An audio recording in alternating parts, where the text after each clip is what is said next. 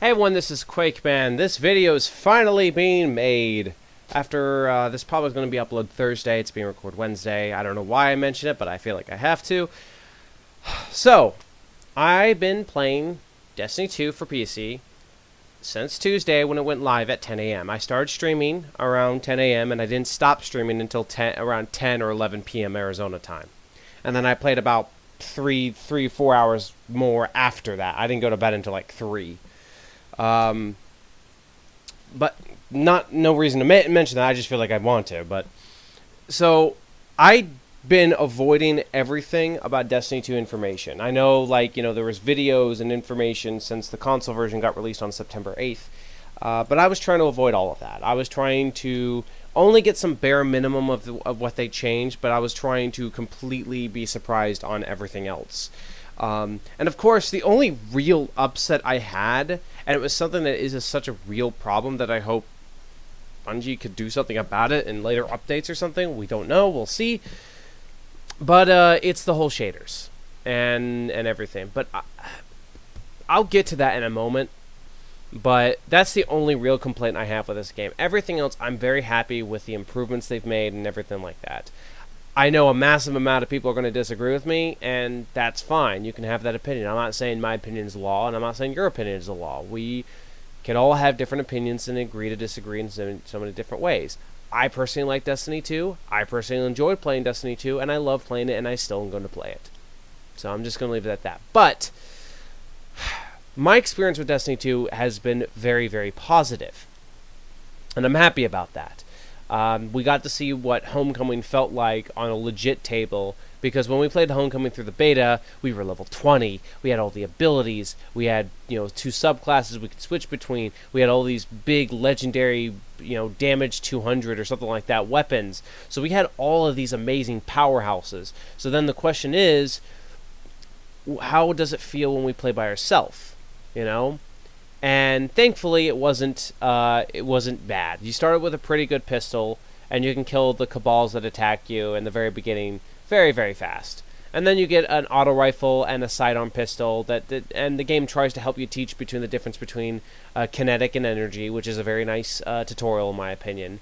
Making sure to use kinetic to blow shields off, and then energy to blow shields off, and kinetic for mostly damaging, depending on the circumstances, which is pretty nice.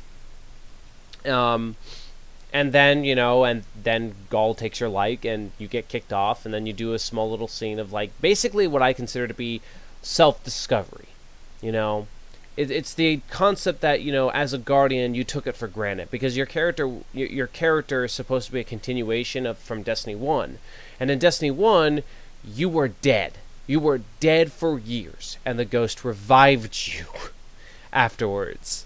And you were just like, hey, guess what? You can't die because I'm the Ghost and I have the light, and the light will protect you and stuff like that. And so they kind of took it for granted, and so did everyone else, like Zavala, Cade, and Ikora, which I remember thanks to cutscenes and actual development. And in this one, it's kind of that sort of self-discovery, and the Shard trying to prove to you why they chose you over everyone else. Why did they chose you guys to be the Guardians of the Light? And I thought that was actually pretty interesting. The story, again, in the general sense, not amazing. In terms of for Destiny, fan-fucking-tastic. Because again, in Destiny 1's case, when you play it for base, there was not many cutscenes. There was maybe at max 7 cutscenes throughout the entire game. There's one when you meet the Stranger, there's one with the Queens, there's one with meeting the Speaker, and there's a couple of other ones that I can't remember right now. But that was it. Majority of the dialogue came from when you start missions up, or came from text on screens when you start a mission.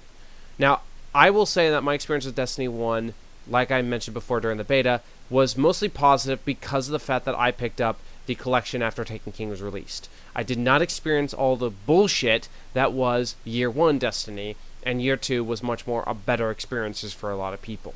So I will give that into account. But the story of Destiny 1, it existed. We can all joke about the fact that there was no story, but it did exist. The problem is it didn't convey it well.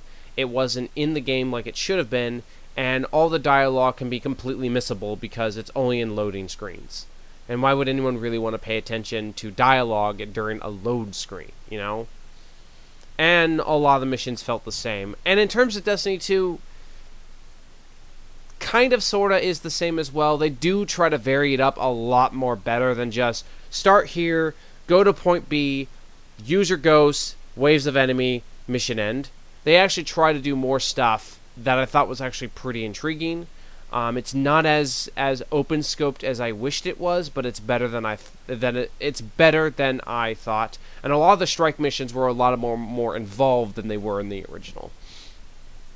I like and hate how you earn your abilities in this game. I mentioned this in the beta beforehand, but if no one watched that, I miss how Destiny 1 had it to where you had all these different options. You have your abilities, and then you have a special attachment to the ability you can choose from, and there's 3 of them. And then there's different passives and different upgrades that you could go for to better fit.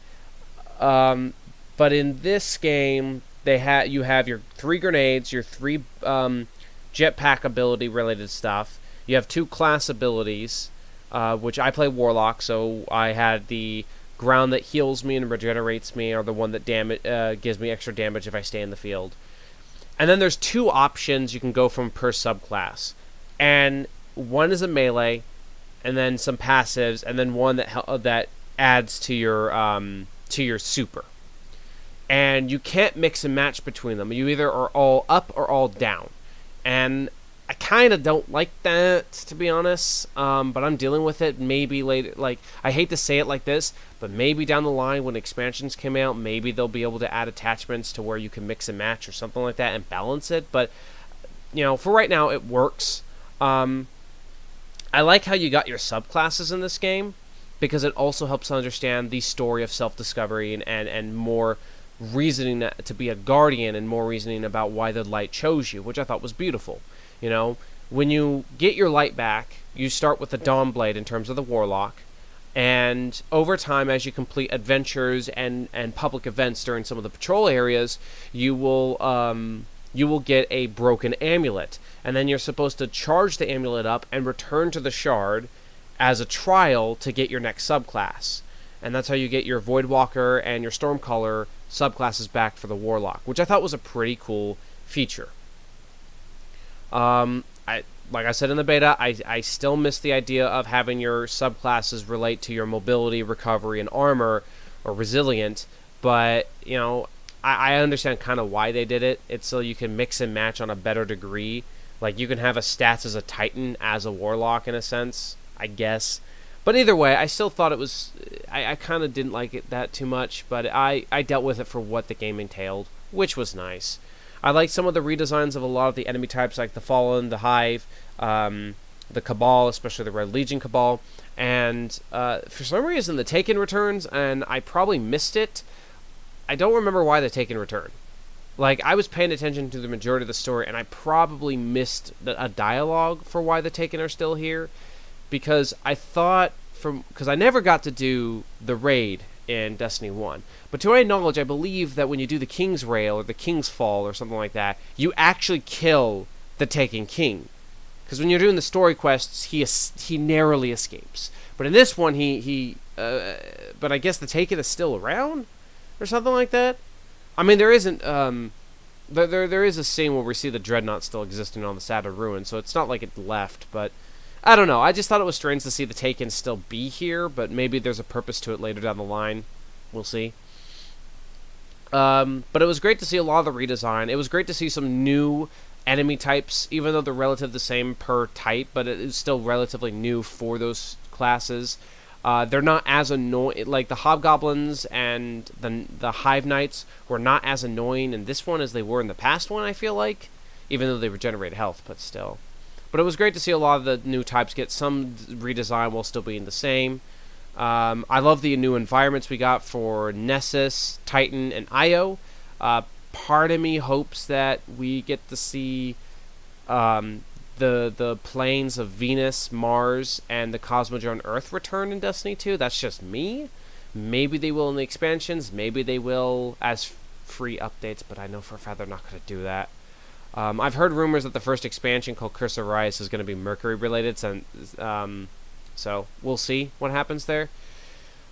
Oh yeah, and the moon. I also hope we get to return to the moon. I would love to see those planes again. I love how a lot of the weapons feel. I kind of was upset that a lot of the weapons that I normally used got switched to heavy.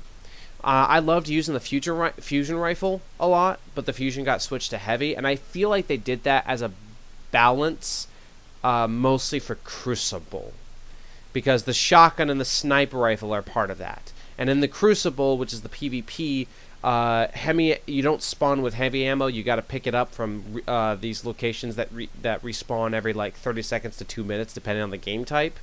And if you die, you lose the heavy ammo. So I guess they did it as a balance, since the shotguns and the sniper rifles were a bit OP in the original Destiny. I think that's why they did that.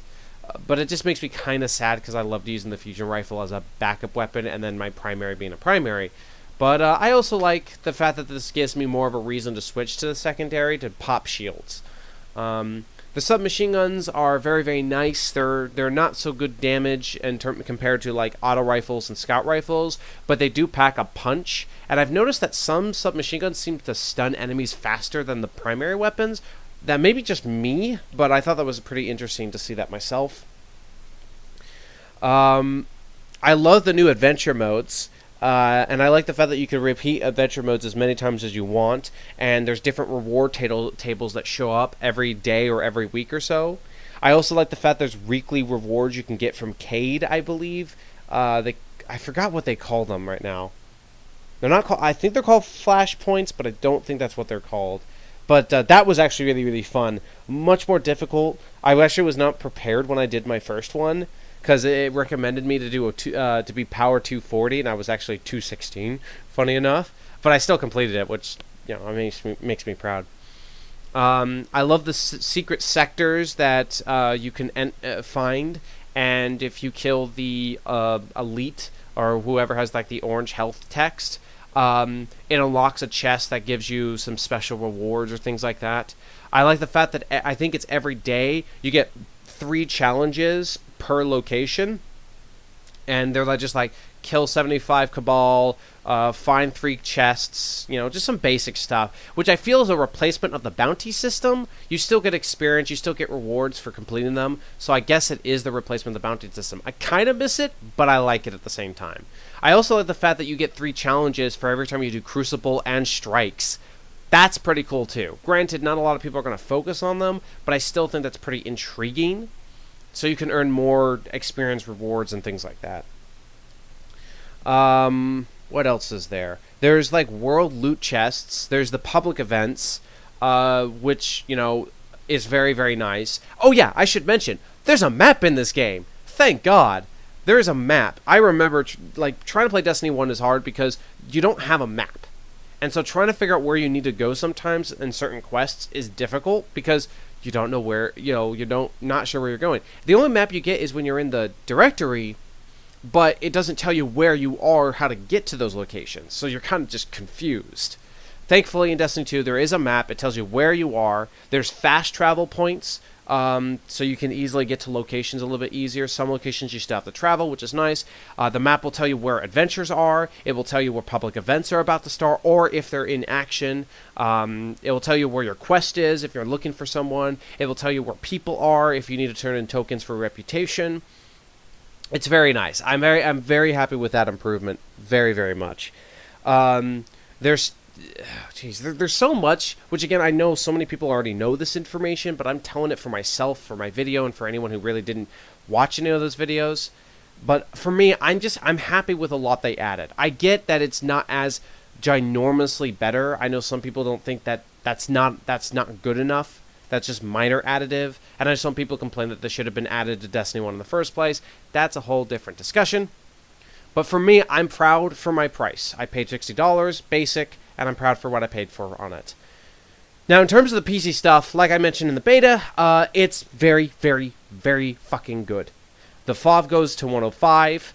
You can turn off so many different features like the film grain, motion blur, depth of field, which I turn off motion blur and depth of field because those screws with my eyes when I play on PC.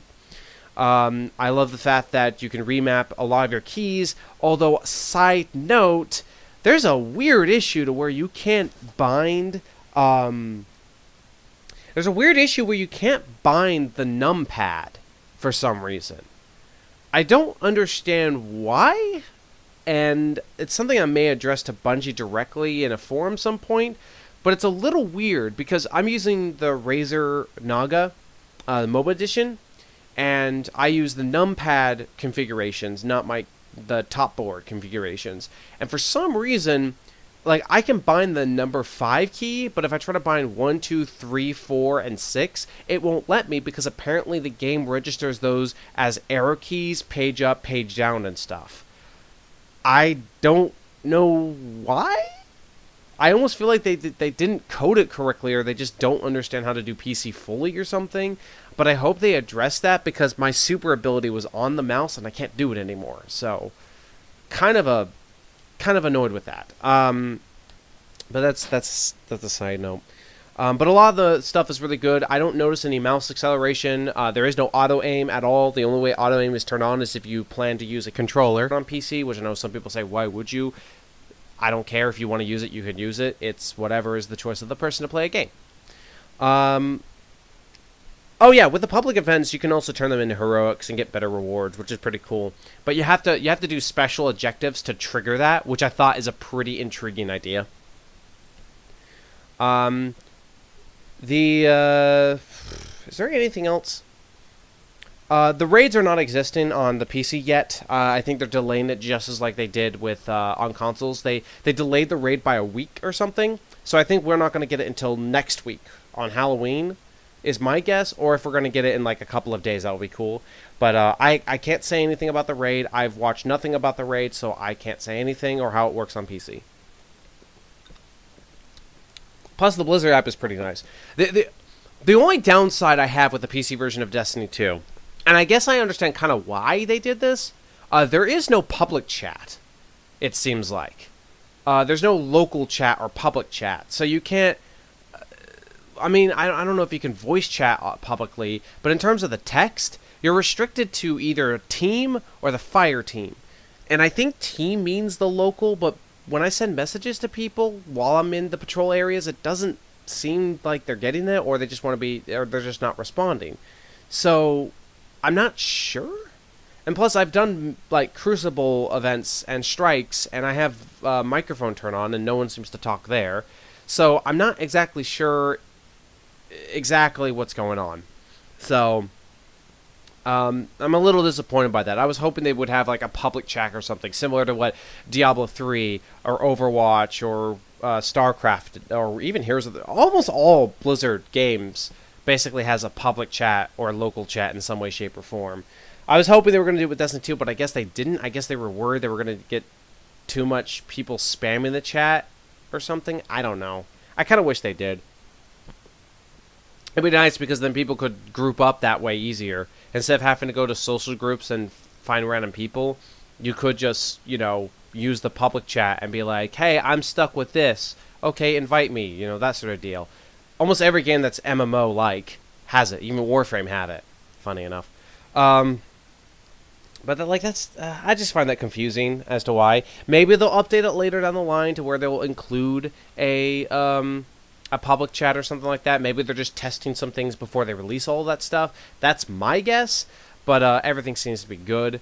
When PC launched, I was able to get in instantly. I didn't have any issues. I didn't have an error 37 Diablo 3 like or the SimCity. It seemed to go in smoothly. There was a moment where some people I knew of were having some issues where they're because of a high influx of people, they weren't able to get in, but it seemed to go completely great. I didn't have any issues that whole lot. I did have some disconnections, but it seems like that's just normal with my internet lately, because I've had that happen with Diablo and Overwatch, where I just get a random error 1013 code. So that may not be the issues with the servers per se, but I haven't had any issues whatsoever. I haven't had any lag issues or anything like that. So things seem to be very smooth, and this seems like a very good, solid launch for PC compared to most games that we can register that had it, like Battlefield 4, but that was also because the game also was broken on launch too. But that's a different topic. I like the fact that there are many different ways you can access things. If you press escape, it opens up a menu to where you can open up the directory, your character, and your settings right there. Or you can press F1 by default to open up your character. You can press M by default to open up your directory. You can press... there's another key. I think it's like U or I to open up your invites and your friends list or whatever like that. You could also open up your ghost and access your directory that way, which is what I'm used to. But on PC, at least, it's a dedicated button. I also like the fact that you can customize where your emote buttons are for go. So if you want something that's easy access, you could put it like close to like your wherever your controls are. I'm fumbling for some reason. It's very nice that they actually gave us a lot of stuff that's very beneficial for PC people, which is very nice. Besides a couple of issues, like I mentioned, this is a solid launch, and this is a solid PC port, thank God. And I was going to make a solo video about this, but I'm going to I skipped it because I had to look up information. I'm going to talk about the controversy just a little bit. There was a controversy that when the game launched, people were reporting to be randomly banned off of Destiny 2 before they even get to their character screen. And the rumors were that if you're using programs like Discord, OBS, Fraps, NVIDIA GeForce, anything at all, you are getting banned. And then Bungie was respond basically saying that those claims are completely and utterly false. And they respond by saying that they only banned 400 people on launch. But then my question is, how many people did log in at, totally? They said that they'd never do instant bans because they look at accounts before they ban them. And they've already prohibited third-party apps to access the game, even though we're seeing people able to use third-party apps. I was able to stream with OBS. I was able to watch 3 other people stream with OBS and XSplit. There was someone that was using their NVIDIA GeForce Experience program, and they were able to play through the game. So we're hearing many different mixed reports about exactly what's going on. I'm not saying Bungie's a liar, but I'm also not saying that the people talking about this aren't liars either. There's something happening. There's something that's going on, and I really hope that Bungie can fully understand this and get us better understanding than just completely blowing it off. Just basically saying those claims are completely untrue. It's like, then give us actual interesting evidence and stuff like that. Maybe you should say, we've heard you people, but those can't be possible because of blank, blank, blank. Because that makes things a little bit more nicer. But flat out just attacking almost, that's the only word I can think of. That bothers me. But that I didn't want to get into it because, again, it doesn't seem like it doesn't seem straight clear exactly what's going on. Because, again, I was able to stream for 12 hours using OBS, and I wasn't banned or kicked or anything like that. And a lot of people I've talked to have been doing the same thing, and they've been fine. So it's hard to exactly tell what it is that's going on. I want to hear more information on every side. Like, if there's someone who has video proof of them installing Destiny 2, launching the game with Fraps, MSI, whatever like that, and then getting that screen, we need that out there because we need better proof than that. Because that's the only way I can think of to better understand the situation. So that controversy is kind of minor, in my opinion.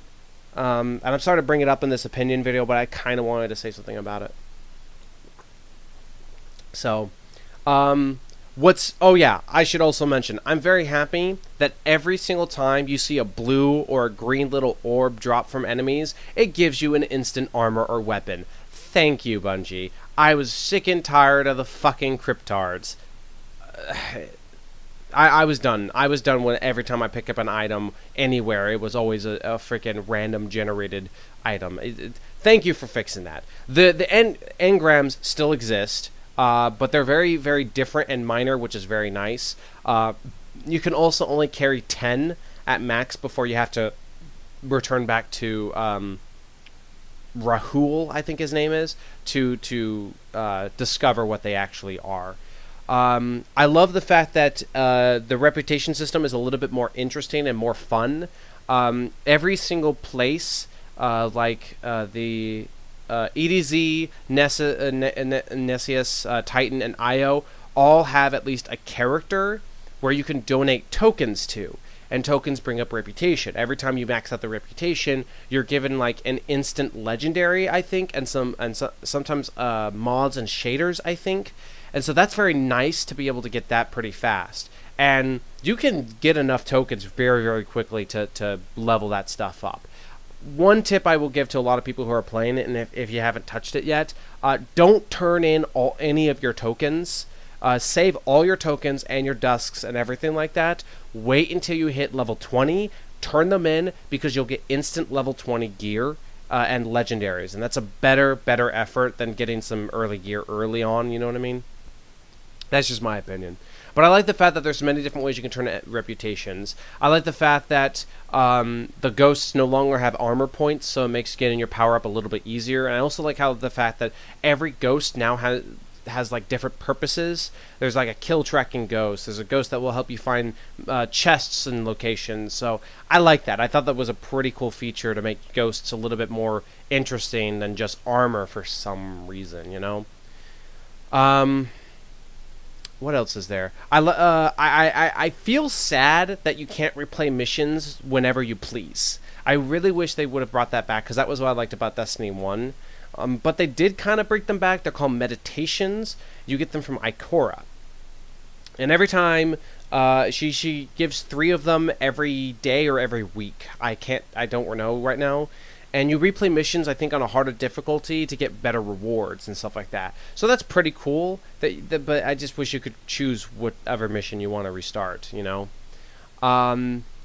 Cade sells treasure maps on random locations, and you can follow them to find them, as well as these scout codes that will give you and your fire team like locations of certain stuff for 4 hours or something like that, which is a nice feature. A lot of the faction guys like Red Orbit and Dead Orbit and stuff return, which is cool. Oh yeah, you also get your Sparrow ship at the end of the game, which is interesting because originally you got your ship like pretty early on in the first Destiny, but in this one you don't get it until the end of the game, which I think is a nice feature because it lets you explore the land a little bit better before you get it. And once you finish the game, it's like there's no reason to explore. Now you just want to start grinding, and I think that's a very fair point. So I think that's pretty cool.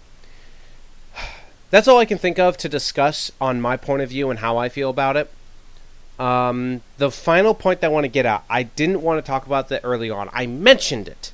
And again, I know that the game has been out for like on consoles for like 6 weeks or so, or 6 to 8 weeks before we got it. So this information is clearly out there, and that's fine. But I'm going to give my point of view entirely when it comes to this regard. So the Blight engrams, which are basically the microtransaction stuff, which is where the whole controversies of the shaders came around. I am disappointed by that. I really wish Bungie didn't do that.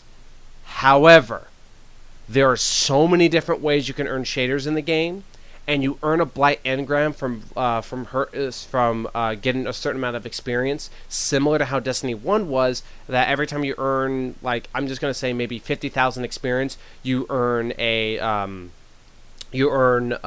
5 motes of light and some other rewards. So, same thing here, you get a Blight engram, and Blight engrams have you a random chance of getting you shaders, item mods, and things like that. Or you can buy them with real-world money, which I do not recommend that. Don't ever do that. Please don't do that. All right? But I've noticed that you can get shaders in many different ways as well. Like I said, if I remember correctly, certain people drop certain shaders if you get their reputation up, which is nice. You can also... And if you don't like certain shaders that you grab, you can completely dismantle them, which will give you Blight Essence.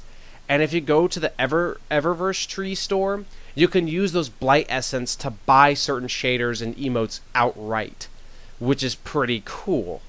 But granted, the only way you can get the Essence is by opening up Blight engrams and by deleting shaders. But you get shaders pretty easily from doing everything else. You get a free Blight engram from hitting a certain amount of experience. So the problem is, I still don't like the fact that they made it restricted, but I do like the fact that there are better options at least, and it's not restricted entirely. It's not like some games where they make it to where you have to spend money and stuff like that, but it is a gambling addiction problem that could cause people to spend thousands of dollars just to hope to God they get a shader they want or something like that. So I do not like that at all, but I still think that at least a little bit fair, you know? I hope that opinion makes sense. Oh yeah, with the weapon mods and things like that, originally in Destiny 1, certain armors gave you certain bonuses like get more ammo for shotguns, or every time you kill with a grenade, you get more super, things like that. You can now attach mods onto armor pieces, but again, they're consumables. But what's nice though is that the gunsmith will sell you random mods for like 3,000 glimmer. And your max glimmer is like 100,000, I believe. So it's a good way to just waste your glimmer, because you earn like 10 glimmer every time you kill an enemy. You get glimmer pretty fast from completing adventures and public events. So at least with that, which is actual game-changing stuff, it's not too bad. It's still random, but at least you can use in-game money that you earn pretty well to just waste it all and get a bunch of mods. And if you got mods that you have no use for, you're not going to use or whatever like that, you can delete them entirely. Also, it's cool that all mods, shaders, and inventory items are transferred between all characters. You do not have to go back to your vault and turn those items in or anything like that, which is pretty nice. So I like that a lot. So I know a lot of people attack this game. I know a lot of people don't like this game, and that's fine. I'm not going to convince you to like the game. That's not my job. My job is to give my opinions, my thoughts, and for people to have fun with my videos if you enjoy my videos. But overall, I really like Destiny 2. I don't think it's Game of the Year. I don't think it's the best game ever. I don't think it's part of the top 10 games of the year. That's perfectly fine to say those things. But I still think it's a fun game. I still think it's an enjoyable game. And I can't deny when I see good design in terms of how they look. That was the reason I loved playing Destiny 1. I complain about Destiny 1 because I want to like it more. I want it to grow. And that's the thing people need to understand. And that's what a lot of people do. You know? But that's just my opinion, that's just my thoughts. This is my video about my thoughts about Destiny 2 for PC and my thoughts about Destiny 2 overall. I think that's all I can really say. I think I mentioned everything I wanted to, as well as some other discussion stuff. It's a long video. I do that. That's fine. But other than that, I'm going to leave it there. All the footage you saw came from my stream. The videos should be on my VOD if you ever want to see my first experiences. I lost connection to my stream a couple of times, but if you want to watch them, they're up there for about a week or two before Twitch deletes them. But thank you so much for watching this video. I hope you enjoyed this video very, very much. Listen to me to ramble about my thoughts about this game. You know, I don't think it's the best game ever. I would give it a 7 out of 10. I love playing this game, and I can't deny that very, very much. All right. So I think I'm done talking. So have a wonderful day, everyone. Thank you so much for watching, and take care.